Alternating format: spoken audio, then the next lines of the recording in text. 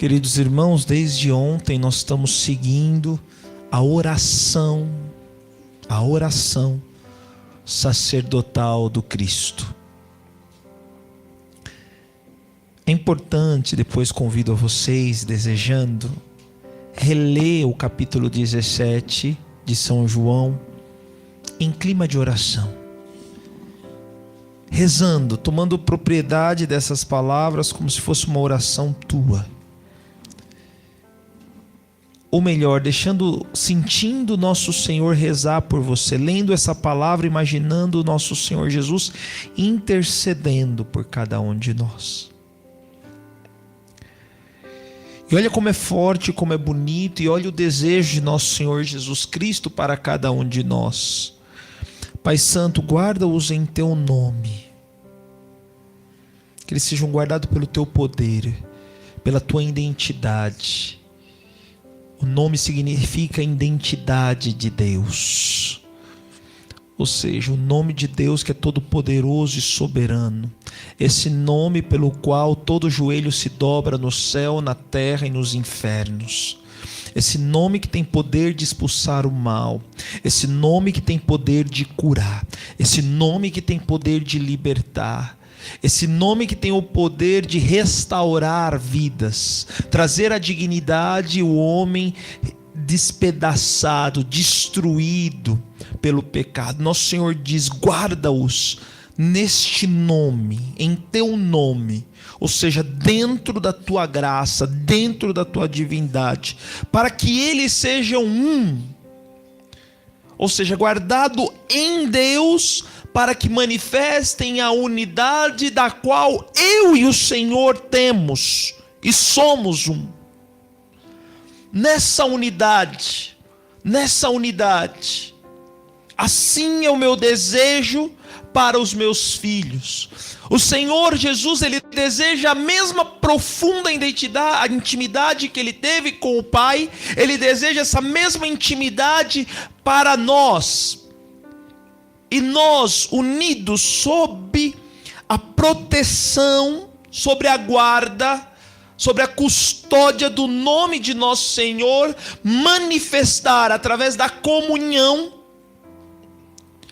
o senhorio de Jesus em nós. Portanto, um dos aspectos fundamentais da manifestação do Espírito em nós é a comunhão entre nós. Essa comunhão plena, perfeita.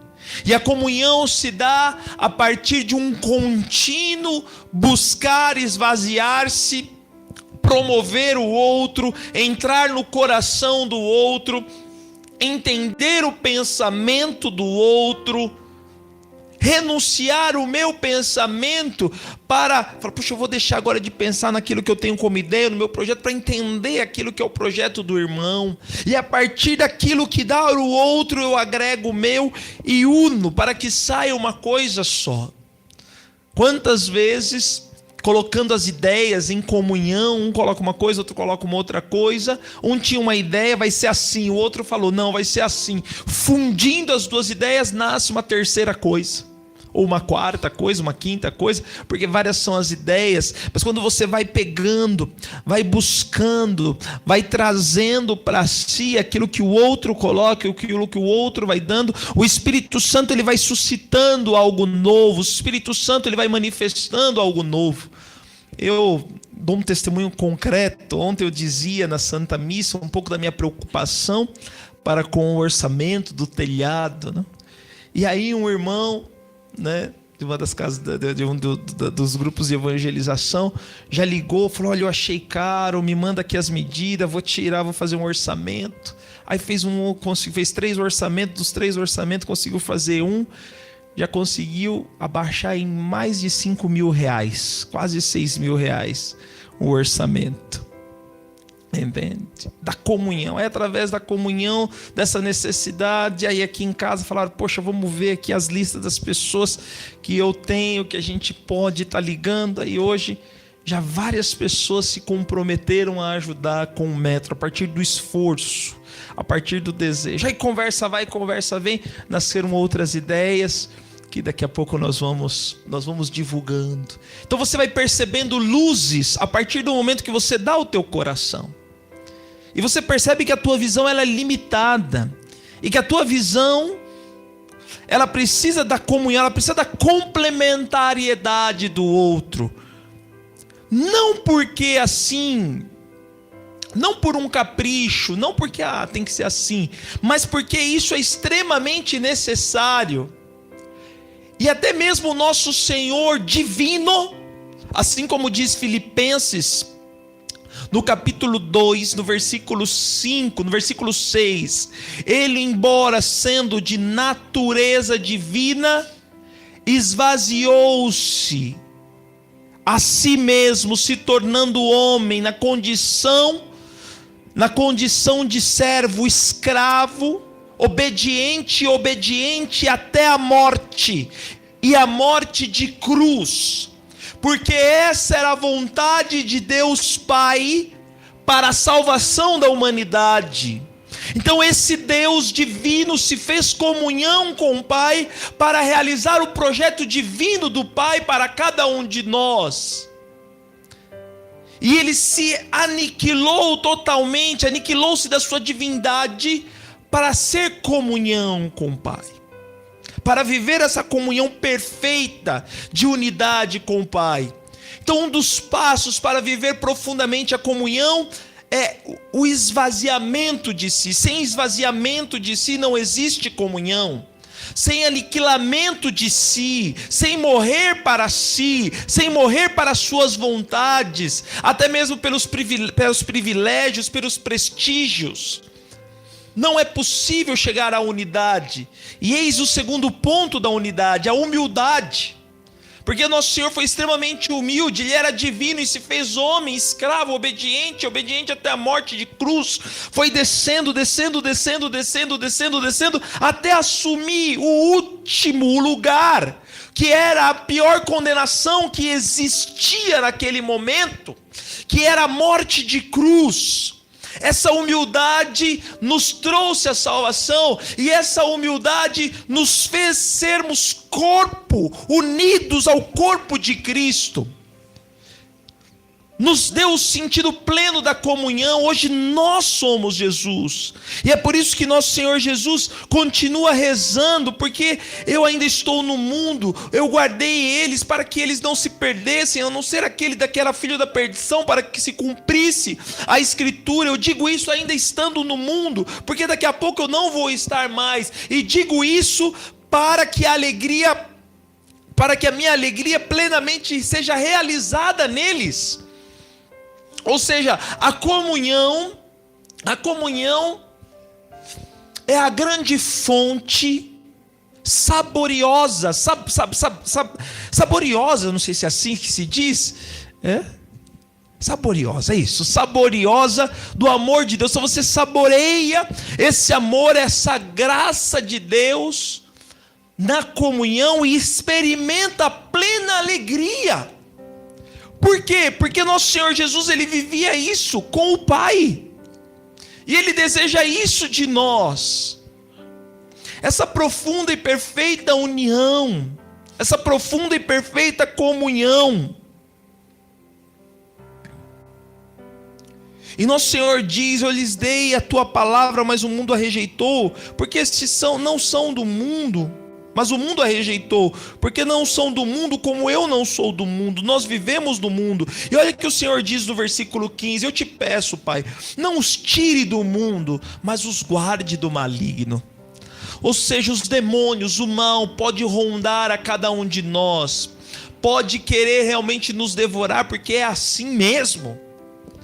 O demônio não vai atrás de galinha morta, de quem já é dele, de quem não faz barulho de santidade, de quem não faz brilhar a luz de Cristo, mas ele quer devorar aqueles que são de Cristo. Mas o Senhor prometeu: eu estou aqui, guarda-os do maligno, mas não os tire do mundo. Eles não são do mundo, mas não os tire do mundo, porque eles são sinais no meio do mundo. Ou seja, nós que vivemos a unidade, a comunhão entre nós como irmãos, sob o nome de nosso Senhor Jesus Cristo, somos chamados a manifestar Jesus nesse mundo corrompido. E nosso Senhor diz: eu os consagro na verdade.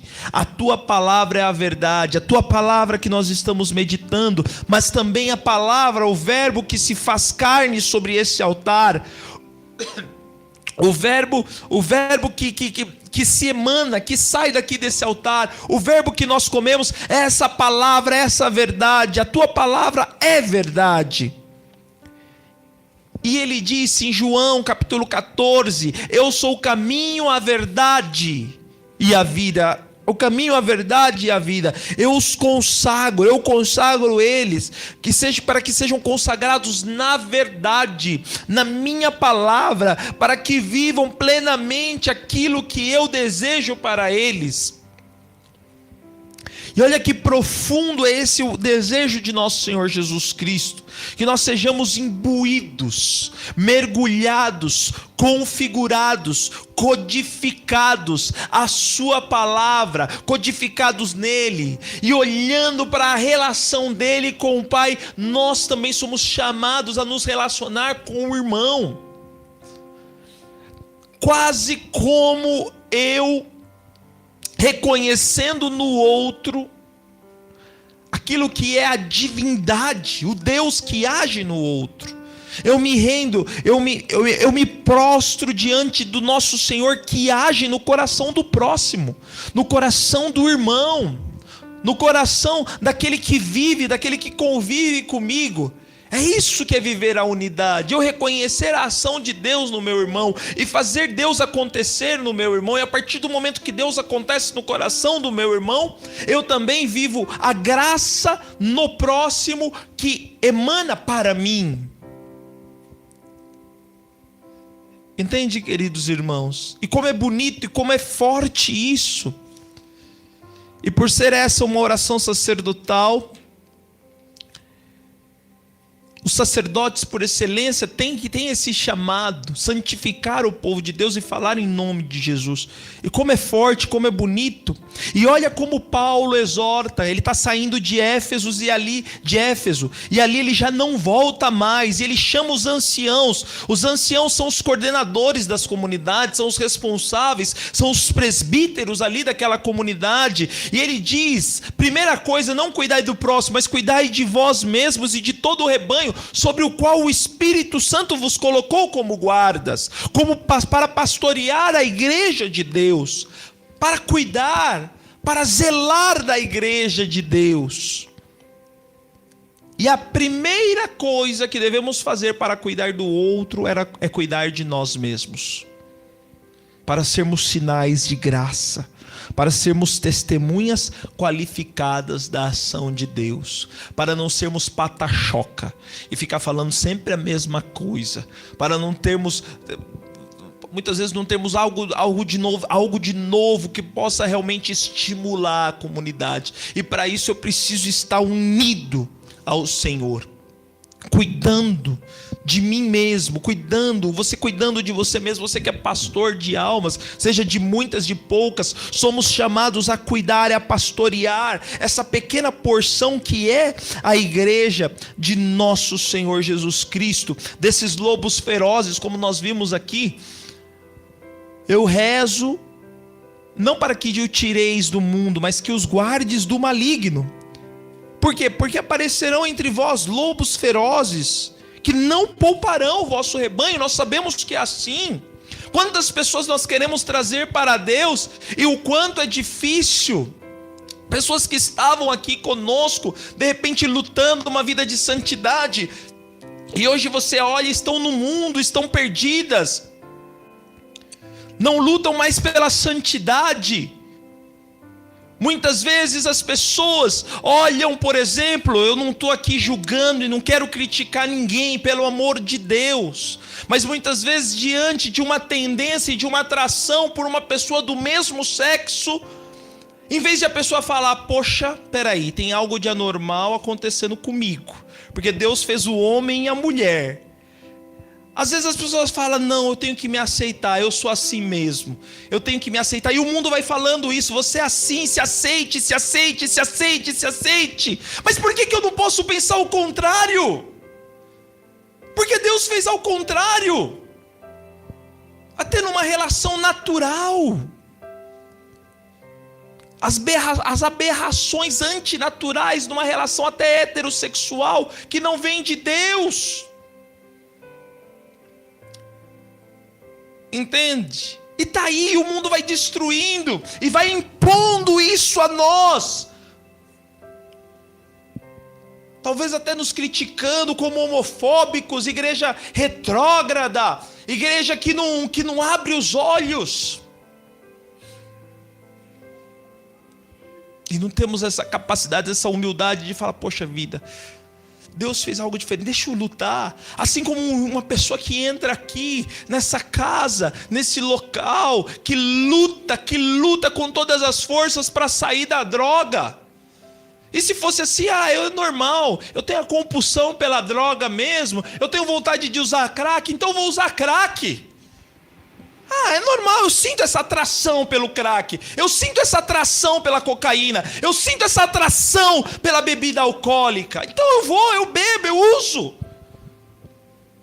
Mas não, queridos irmãos, não, eu não sou escravo disso, eu não sou dependente disso, eu não nasci com esse vício, mas eu nasci para ser livre, num Deus que me libertou e já me deu a vitória. E quanto mais eu vou me aproximando de Deus, mais eu vou sentindo o seu amor, mais eu vou sentindo a sua cura, mais eu vou sentindo a sua ação em mim, e vou vivendo livre no Senhor. E nós, como pessoas chamadas por Deus, devemos sentir essa responsabilidade de cuidar com zelo, com paixão das almas. Não ser leviano. Eu já falei, isso eu já disse. Não quer nada com nada, então que se exploda, que se lasque. Não é isso, Deus não faz assim. Uma mãe não faz assim. Até mesmo Deus, com a sua morte na cruz, Ele salvou aquele que o estava crucificando, e o deu a possibilidade de que ele pedisse também o perdão e fosse regenerado, e fosse reconquistado pela misericórdia de Deus. Até mesmo aquele que o crucificou, quando caiu de joelhos, o famoso solonguinho, recebeu a misericórdia do Senhor. Até mesmo aquele ladrão na última hora, que olhou para si e falou, Pai, misericórdia, Senhor, misericórdia. E nosso Senhor o olhou e o disse, hoje mesmo estará comigo no paraíso. Primeiro e único testamento de alguém que está no paraíso, que foi dito por nosso Senhor Jesus Cristo. Os outros, a igreja atestou isso, que são os santos. Entende, queridos irmãos? Então nós temos que lutar pelas almas, assim como São Paulo que lutava. E São Paulo fazia o seu último discurso com paixão. Eu fiquei aqui durante 3 anos, dia e noite com lágrimas, não parei de exortar a cada um em particular. Muitas vezes nós imaginamos São Paulo um grande pregador, um grande fundador de comunidade, uma pessoa que uma hora está aqui, outra hora está ali, outra hora está acolá, mas não, ele ficou 3 anos numa mesma comunidade, ali ensinando, exortando, cuidando de cada um pessoalmente. Entende? E nós devemos sentir esse zelo, essa paixão por cada um, por cada alma, por cada pessoa. E como era bonito, porque as pessoas percebiam isso em São Paulo, e quando ele saiu, se despediu, as pessoas agarravam nele, pulavam no pescoço dele, beijavam ele, amavam, se lançavam os pescoços, se beijavam, eram aflitos, porque Paulo falou que não viria mais, e agora já era.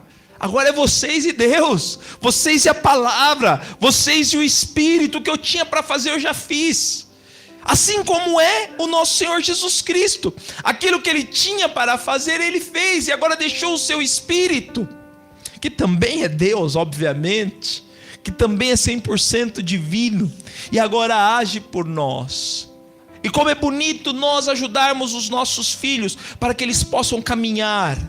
E é por isso que Jesus exorta os anciãos: olha, cuida, zela, ama. Esse é o rebanho a vocês confiados. Peçamos essa graça hoje a Deus, de termos essa profunda paixão pelas almas.